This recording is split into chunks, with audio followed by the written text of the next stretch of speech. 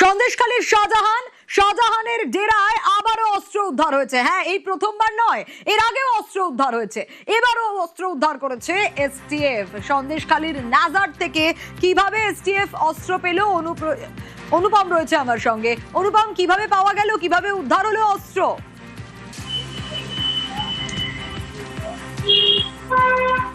দেখো সোনিয়া, এই যে সন্দেশখালীতে কিন্তু বারবার এই কয়েকদিন ধরে কিন্তু আমরা দেখছি যে সন্দেশখালীর বিভিন্ন এলাকা থেকে কিন্তু এসটিএফ এবং রাজ্য পুলিশের যৌথ উদ্যোগে কিন্তু অস্ত্র এবং গুলি উদ্ধার করছে। ঠিক তেমনই আজকে সকালবেলা 11টা নাগাদ এসটিএফ এর একটি দল সন্দেশখালীর নাজার থানার ফরিয়াদ এলাকার শ্মশানঘাট সংলগ্ন এলাকায় আসে এবং সেখানে একটি পুকুরের থেকে প্রচুর পরিমাণে আগ্নেয় অস্ত্র এবং কয়েক হাজার রাউন্ড কার্তুজ উদ্ধার করে এবং এলাকা থেকে নিয়ে যায়। এবং এই এলাকা কিন্তু একদম শেখ শাহজাহানের কিন্তু গোপন ডেরা থেকেই কিন্তু উদ্ধার করলো।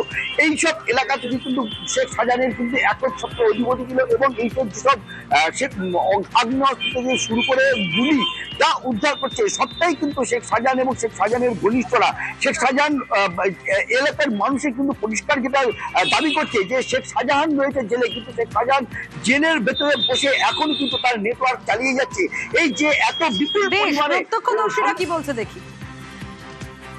কি দেখেছো? বন্দুক আর ওই আপনার কাটিস এইসব গুলো উদ্ধার হলো। আমাকে ডাকলো, হঠাৎ করে আসলাম, এসে আমাকে লাভালো। আমরা দুজন ছিলাম, আমরা এইসব মালগুলো তুলেছি, এইটুকুই জানি, আর কিছু জানি না।